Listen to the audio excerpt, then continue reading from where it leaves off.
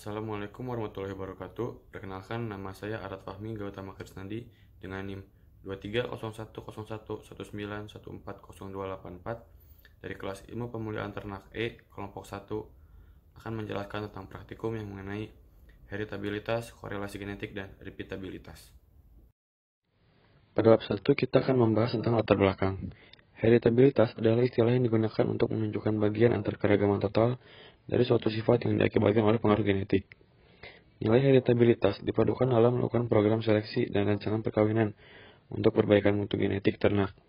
Pengetahuan ini bermanfaat dalam menduga besar kemajuan untuk program pemulihan berbeda.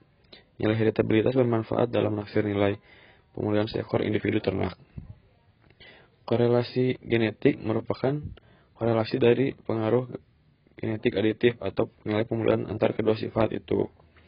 Korelasi dapat dikatakan ada jika gen-gen yang mempengaruhi sifat pertama juga mempengaruhi sifat kedua. Korelasi lingkungan dipengaruhi faktor lingkungan dan pengaruh genetik yang bukan aditif. Kemudian terdapat repeatabilitas. Repeatabilitas adalah parameter genetik untuk mengukur performa ternak dari produksi pertama dan produksi selanjutnya. Repeatabilitas terdapat dua metode perhitungan, yaitu metode repeatabilitas antar kelas dan metode repeatabilitas dalam kelas. Rentang nilai repeatabilitas yaitu 0 sampai 1. Apabila nilai repeatabilitas mendekati 0, menunjukkan ternak memiliki repeatabilitas yang tinggi, artinya kemampuan mengulang reproduksi yang sama dengan produksi sebelumnya yang rendah. Dan apabila mendekati 1, menunjukkan ternak memiliki kemampuan mengulang produksi yang sangat tinggi. Tujuan dari praktikum ini adalah mahasiswa dapat melakukan perhitungan heritabilitas, korelasi genetik, repeatabilitas antar kelas, dan repeatabilitas dalam kelas. Mahasiswa juga mampu memahami kegunaan dari masing-masing parameter genetik, serta mahasiswa dapat melakukan perhitungan secara aplikatif. Kemudian manfaat dari praktikum ini adalah mahasiswa dapat mengetahui apa itu heritabilitas, korelasi genetik, dan repeatabilitas. Mahasiswa juga dapat melakukan perhitungan heritabilitas, korelasi genetik, dan repeatabilitas. Dan mahasiswa dapat mengetahui manfaat dari heritabilitas, korelasi genetik, dan repeatabilitas. Pada heritabilitas bobot lahir 1, dapatkan hasil bahwa N atau yang bisa disebut jumlah anak terdapat 20, NI atau yang bisa disebut jumlah anak pejantan terdapat 5, dan S yang bisa disebut jumlah pejantan terdapat 4. Lalu faktor koreksi rumusnya adalah dalam kurung Y titik kuadrat 2 kuadrat bagi N titik. Hasilnya adalah 15557,042. Kemudian JKS memiliki rumus sigma I 2 kuadrat bagian I kurangin FK memiliki hasil 32,166. Kemudian JKW memiliki hasil 13.148. DBS memiliki rumus S kurangin 1 sama dengan 4, kurangin 1 sama dengan 3. Kemudian DBW memiliki rumus N kurangin S sama dengan 20 kurangin 4 sama dengan hasilnya 16. Kemudian KTS memiliki rumus JKS dibagi DBS dengan hasil 10.000,722. Dan KTW memiliki rumus JKW dibagi DBW sama dengan memiliki hasil minus 0,82175. Kemudian KTHW-nya dapat diketahui adalah 2,30875, dan kemudian yang terakhir KTHS-nya adalah 6,21. Dan berikut adalah daftar studi keragam heritabilitas bobot lahir 1.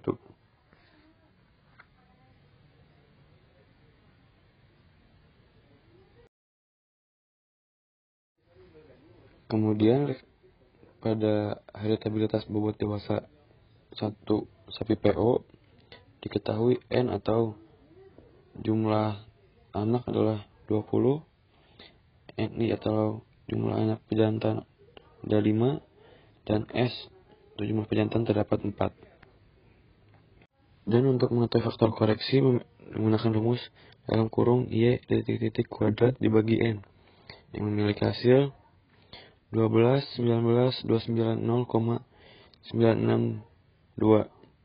Kemudian untuk mengetahui JKS, memiliki rumus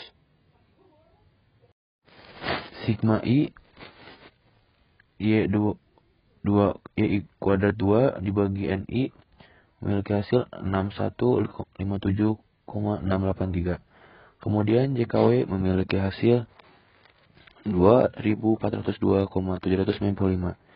Dan DBS memiliki rumus S kurangin 1 sama dengan 4 kurang 1 sama dengan 3. Kemudian DBW memiliki rumus N kurangin S sama dengan 20 kurangin 4 sama dengan 16. Dan KTS memiliki rumus JKS dibagi DBS. Dan hasilnya adalah 2052,561. Kemudian KTW memiliki hasil 150,1746875. Dan kemudian ini adalah daftar sidik ragam heritabilitas bobot dewasa 1. Berikut merupakan korelasi genetik bobot lahir dan bobot dewasa. Didapatkan X-nya sebagai 557,8, Y-nya 4938,2, YIK XIK yang YIK adalah dengan 132,971,311. Kemudian N-nya didapatkan 4, N sama dengan 20, dan S dengan 4. Dari data di atas didapatkan untuk menghitung FK didapatkan hasil 137.726,398. Dan untuk JKS didapatkan hasil 34.745,837. Dan JKW didapatkan hasil minus 39.501. Dan DBS didapatkan hasil sama dengan 3, DBW didapatkan hasil sama dengan 16. HKRS rumusnya adalah JKS dibagi dengan DBW memiliki hasil minus 2468,8125. Dan C of S memiliki rumus dengan HKRS dikurangin HKRW memiliki hasil 2810,15162. Dan RG sama dengan 4 COF S dibagi akar 4 ragam SXS kuadrat 2 kali 4. Dan data di atas merupakan tabel daftar sidik ragam korelasi genetik bobot lahir 1 dan bobot dewasa 1. Kemudian pada gambar 4 terdapat repeatabilitas antar kelas bobot lahir. Mencari R didapatkan hasil minus 0,00765. Dan memiliki kesimpulan hasil repeatabilitas antar kelas bobot lahir 1 dan bobot lahir 2 bernilai negatif. Hasil tersebut diartikan bahwa kemampuan sapi tersebut memproduksi keturunan dengan bobot lahir dan bobot sapi yang sama berpulang ke cetakan lagi. Berikut merupakan tabel repeatabilitas dalam kelas bobot dewasa. Dan dapat dilihat M-nya sama dengan 36, MI sama dengan 3, dan Y sama dengan 9044,3. Dari tabel di atas dapat digunakan untuk menghitung faktor koreksi yang mendapatkan hasil 2272305,00694. Kemudian dapat juga menghitung JKB yang menggunakan rumus sigma I YI kuadrat 2 dibagi MI kurangin FK yang memiliki hasil 18932,84306. Kemudian JKW-nya mendapatkan hasil 7677,5. Dan DBB sama dengan N kurangin 1 sama dengan 12 kurangin 1 sama dengan 11. Dan DBW sama dengan N dalam kurung W kurangin 1 sama dengan 12 dalam kurung 3 kurangin 1 sama dengan 24. Kemudian kuadrat tengah antar individu memiliki rumus JKB dibagi DBW memiliki hasil 1721,16755. Kemudian kuadrat tengah pengukuran dalam individu menggunakan rumus JKW dibagi DBW yang mendapatkan hasil 319,899583. Dan KTHW memiliki rumus ragam kuadrat 2 sama dengan KTW sama dengan 319,89583. Dan KTHS mendapatkan hasil 467,29057. Berikut merupakan tabel daftar sidik ragam repeatabilitas dalam kelas bobot dewasa. Dan T dapat diketahui hasilnya adalah 0,60.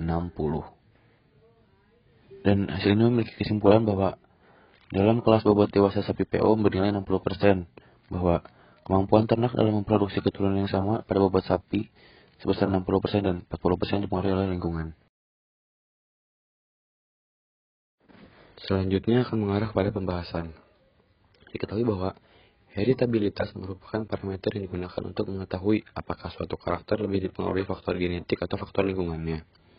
Berdasarkan data di atas, diperoleh nilai bahwa heritabilitas bobot lahir dan bobot dewasa sapi PO 2,6 dan 6,21 yang menandakan nilai positif, dikarenakan standar ideal heritabilitas bobot lahir dan bobot dewasa adalah 0,20 sampai 0,58 dan 0,47 sampai 0,51. Heritabilitas dipengaruhi oleh beberapa faktor, diantaranya faktor lingkungan, faktor genetik, manajemen pemeliharaan, dan ketersediaan pakan. Kemudian, korelasi genetik adalah korelasi antara pengaruh genetik aditif pada dua sifat. Korelasi genetik menggambarkan hubungan antara sifat-sifat yang diatur gen atau rangkaian gen yang sama bersifat aditif. Berdasarkan data di atas, diperoleh hasil korelasi genetik bobot lahir dan bobot dewasa adalah 9,5, sedangkan nilai korelasi yang baik saat lahir sapi dan dewasa secara berurutan adalah 0,3454 dan 0,381 dan 0,625. Korelasi genetik dipengaruhi oleh beberapa faktor seperti gen filantropik dan gen berangkai. Metode dalam menghitung korelasi genetik juga mempengaruhi hasil akhir. Kemudian nilai repeatabilitas merupakan suatu pengukuran kesamaan atau pengukuran suatu sifat yang diukur berkali-kali pada ternak yang sama selama ternak tersebut hidup. Nilai repeatabilitas antar kelas bobot sapi baru lahir adalah 0,76, sedangkan nilai repeatabilitas dalam kelas bobot sapi dewasa adalah 0,60. Sedangkan rentang nilai repeatabilitas merupakan 0 sampai 1. Nilai repeatabilitas dipengaruhi oleh beberapa faktor seperti faktor genetik, sistem perkawinan yang tepat, lingkungan, manajemen pakan, dan iklim. Dari praktikum kali ini didapatkan kesimpulan bahwa nilai heritabilitas bobot lahir sapi PO berada dalam kategori positif dan nilai heritabilitas sapi dewasa berada dalam kategori positif. Dikarenakan kemampuan dalam menurunkan bobotnya berpeluang besar untuk diturunkan. Nilai korelasi genetik antara bobot lahir dan bobot sapi PO bernilai positif dan nilai repeatabilitas antara kelas bobot lahir 1 dan bobot lahir 2 bernilai negatif. Diartikan bahwa kemampuan ternak sapi untuk memproduksi keturunan dengan bobot lahir dan bobot sapi yang sama berpeluang kecil.